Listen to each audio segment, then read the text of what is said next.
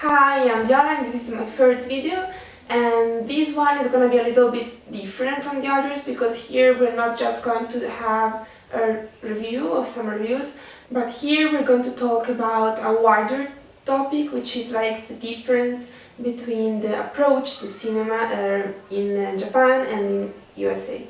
So the idea of this video started for me 2 years ago. Yeah, this is 2 years I want to do this video because I was watching a movie with my sister, and it was in quarantine, so we had a lot of time to watch cartoons. And the first one we watched was Over the Moon, which is drawn by Glen Keane, which is like the most famous right now animator in Disney.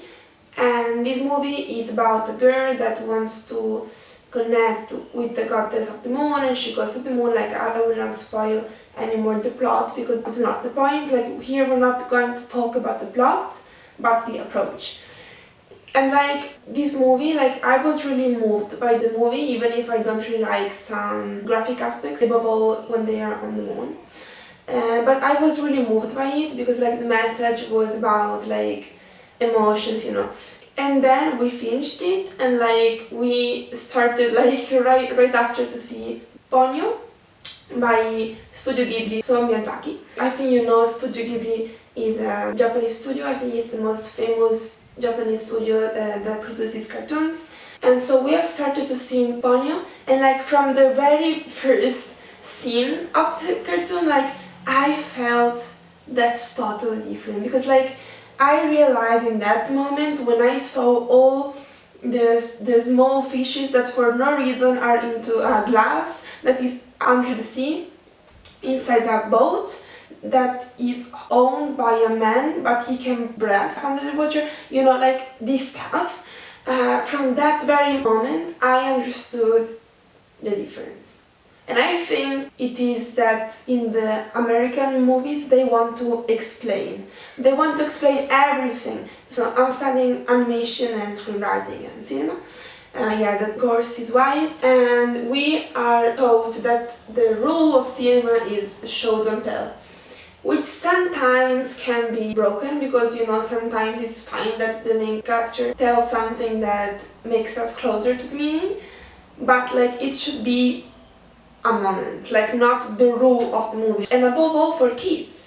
Like this is also the difference because like when it comes to kids, there is a part of the world that thinks they don't understand, okay? And this part is mainly in the West.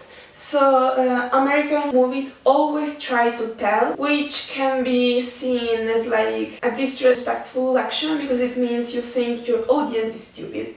And when it comes to kids, they do it even more. While in Japanese movies, they want to show something and you have to create your own vision of what they are showing you. Like, of course, there are some basic hints that help you like not perceiving a totally different movie from what they wanted it to be, but still there is a really wide range of interpretation, which is a great symbol of a good work. So yes, like I was totally shocked by this revelation. I had never thought about that, and in that moment it was so clear, and I thought that that was the reason I was enjoying since the first scene Ponyo way more than Over the Moon. Like in Over the Moon, the message, which I'm not going to tell what it is, it's told like I think I counted like 5 times.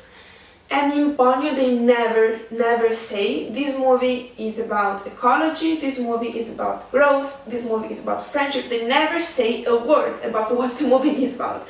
And I think this makes the movie so much more spontaneous, more enjoyable, and also you feel you're creating in your mind your own world, which is the point of art and it's the point of creating a story. Like, you have to create a story as an author, but you have to let the audience own the story in their own hearts and minds, because you don't create the borders of the story. So this is my little thought about the difference. I think maybe American movies wouldn't understand this. Let me think which approach you prefer. and if you share my thoughts. So see you next time.